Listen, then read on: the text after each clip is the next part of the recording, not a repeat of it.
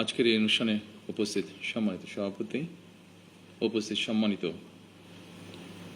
স্বরাষ্ট্রমন্ত্রী, সম্মানিত প্রতিরক্ষা উপদেষ্টা, সম্মানিত সেনাবাহিনী, নৌবাহিনী এবং বিমান বাহিনীর প্রধানগণ, সেনাবাহিনীর ঊর্ধ্বতন কর্মকর্তাগণ,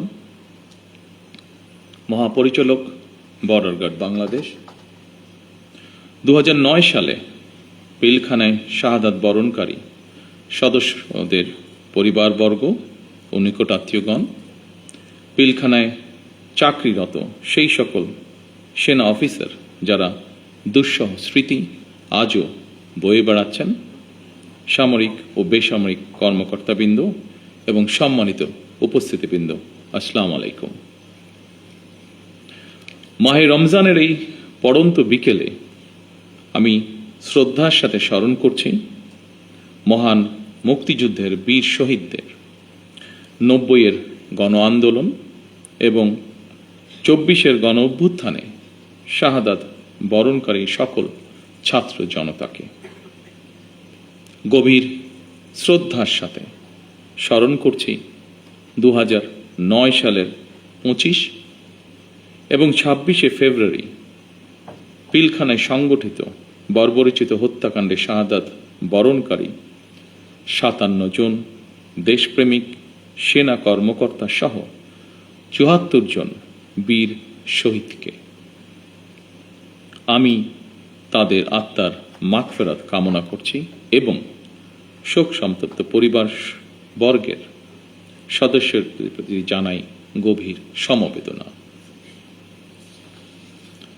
আজ 25শে ফেব্রুয়ারি জাতির ইতিহাসে এক রক্তাক্ত এবং বেদনা বিধুর দিন। এ দিনটি এলে প্রকৃতি যেন আবার স্মৃতি ও শোকের ভারে নীরব হয়ে যায়। বাতাসে ভেসে আসে সেই বিভীষিকাময় মুহূর্তের আর্তনাদ। আমাদের হৃদয় গভীর বেদনায় ভারাক্রান্ত হয়ে ওঠে।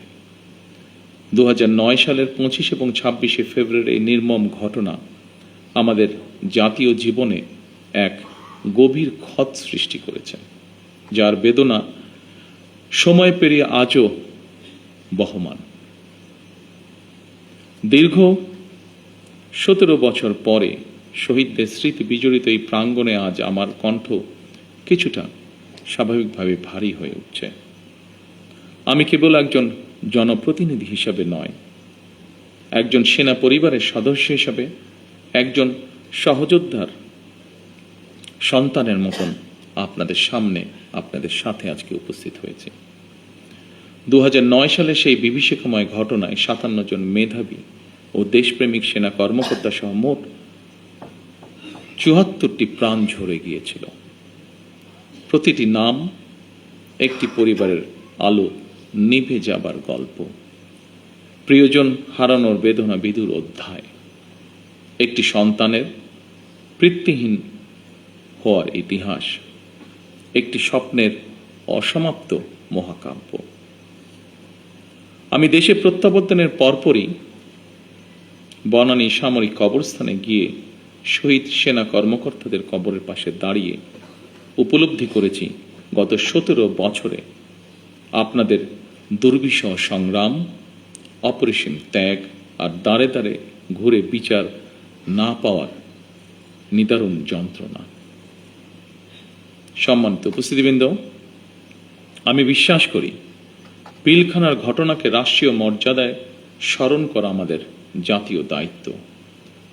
25 ও 26শে ফেব্রুয়ারি ঘটনাকে ইতিহাসে রাষ্ট্রীয় মর্যাদা না দিলে ভবিষ্যৎ প্রজন্ম আমাদেরকে হয়তো ক্ষমা করবে না। তাই সেনাবাহিনীও আপনাদের সঙ্গে আলোচনা করে 25 এবং 26শে ফেব্রুয়ারি স্মৃতিকে অম্লান করে রাখতে বর্তমান সরকার ইনশাল্লাহ কাজ করবে। আমাদের সীমান্তরক্ষী বাহিনী শিকড় আমাদের স্বাধীনতার ইতিহাসে প্রথিত। 1971 সালের যেদিন চট্টগ্রামের কালুরঘাট বেতার কেন্দ্র থেকে শহীদ রাষ্ট্রপতি জিয়াউর রহমান স্বাধীনতার ঘোষণা দিয়েছিলেন, সেদিন সেনাবাহিনীর সাথে তদানীন্তন ইপিআর এর সদস্যবৃন্দ বেতার কেন্দ্রের দায়িত্বে নিয়োজিত থেকে গৌরবময় ইতিহাসের সাক্ষী হয়েছেন এবং মহান মুক্তিযুদ্ধের সূচনা লগ্ন থেকে সেনাবাহিনীর সাথে অবিস্মরণীয় অবদান রেখে চলেছেন।